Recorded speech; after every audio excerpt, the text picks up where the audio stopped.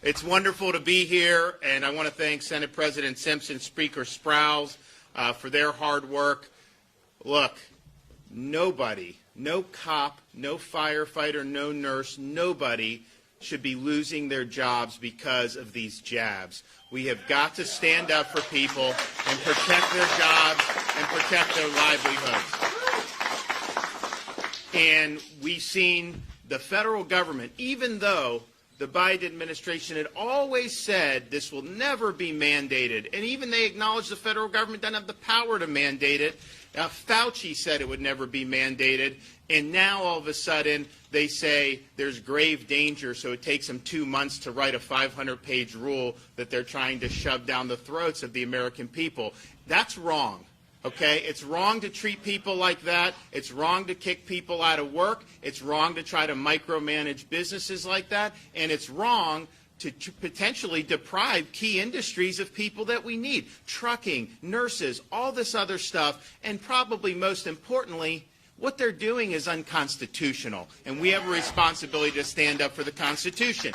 And that's what we're doing. But it's also, and it needs to be pointed out, it's not just the Biden mandate. I mean, you have some major corporations that are basically enacting policies. Maybe they just want to curry favor with you. I don't know. But they're threatening to throw out people from work in the state of Florida. Many of these people who've come up to me and are concerned about this have recovered from COVID. And so these mandates ignore science because they don't recognize immunity conferred through prior infection, and it's just wrong. And so we have a responsibility, yes, to stand up against Biden's mandates, but we have a responsibility to protect Floridians regardless of those mandates. And it doesn't matter if the federal government stood down tomorrow, we still would need to act to be able to protect our nurses, to be able to protect our firefighters, be able to protect everybody in the economy. And so I called a special session of the legislature to be able to address this, because we need to protect Floridians. We need to make sure that people can put food on the table and that their livelihoods aren't dependent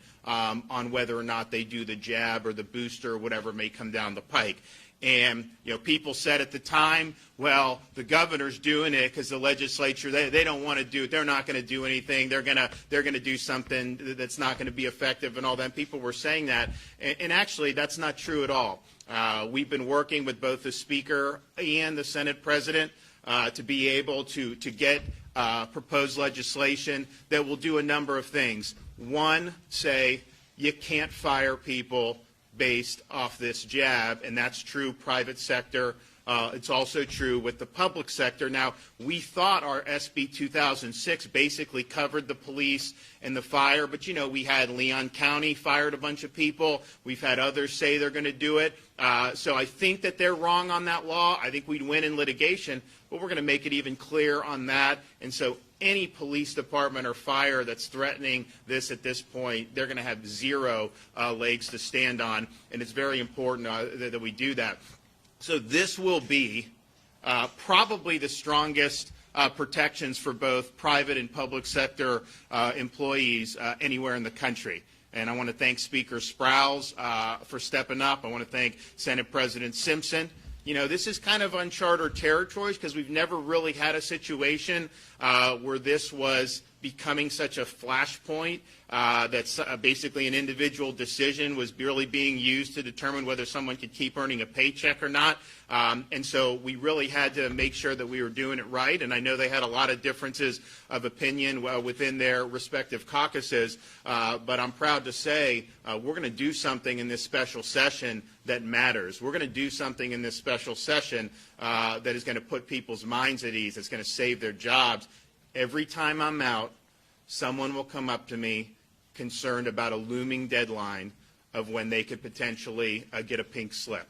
And first of all, it's wrong if they were to get the pink slip, but even leading up to that, it's caused a lot of anxiety. There's a lot of uncertainty with a lot of families about what's going on. And at the end of the day, we want people to be able to make informed decisions for themselves. But we've got to stop bossing people around. We've got to stop the coercion. We've got to stop trying to browbeat people. From the very beginning, we said, let's not put people down, let's lift people up. And so that's what we're going to be doing. We're going to be saving a lot of jobs in the state of Florida. We're going to be striking a blow for freedom. We're going to be standing up against the Biden mandates, and we're going to be better as a result of it. I also asked them, while you're at it, let's make sure we put all the issues we can to bed for some of the things that we've been doing. And we've been having these fights. Unfortunately, it used to be parents were in control of their kids' health, education, and upbringing. That would not have even been controversial even 10 years ago. Now you have some folks that say parents shouldn't be involved in their kids' education, and it's really the government and unions and all this that should be. We passed the Parents' Bill of Rights in the state of Florida this year that I signed into law, and it was the right thing to do. It was the right thing to do, and it basically said that parents should be making some of these decisions. And so we made sure that for schools that was the case. And we had some school districts that said they didn't care about the Parents' Bill of Rights. They were going to force masking, or they were going to quarantine healthy kids, or do things that are not consistent with parents' rights. And so what we're going to do in this special session is we're strengthening the Parents' Bill of Rights. We're making clear that you can't force the kids to wear masks above the parents' objection. And if you do that, it's not going to be the Department of Education taking the salaries and all this kabuki that's been going on. Parents will have a right to go in and sue the school districts and recover costs and attorney's fees for having to do it. So if your kids' rights are violated, or your rights as a parent, you immediately go in and you're able to vindicate. And so I guarantee you, with having that type of teeth in the Parents' Bill of Rights, you're going to have everyone get in line. Oh, they're almost all into line now because we've been winning all these cases. It was interesting. There was one circuit judge that ruled against us. It was a terrible decision. Everyone knew that. But that was like national news. And we've had a flurry of cases where we win all these other cases. You would be hard-pressed to even know those cases are being rendered. Not as much interest, in certain quarters, particularly of the corporate media, about those cases. But we won yet another one last week, and we have some other ones that are going to be coming down. So even with that, we've been right. But it shouldn't even come to having to do all this. It should just be very clear. So the legislature is going to make that clear, and I think that that's something that's very important. And also with respect to kids, we have it in the law, clear, we think, but we don't want to even have any litigation or anything. So it will be made even more abundantly clear that when it comes to COVID vaccines for kids, they cannot be mandated on our school children. That's a parent's decision about whether they want to do that or not.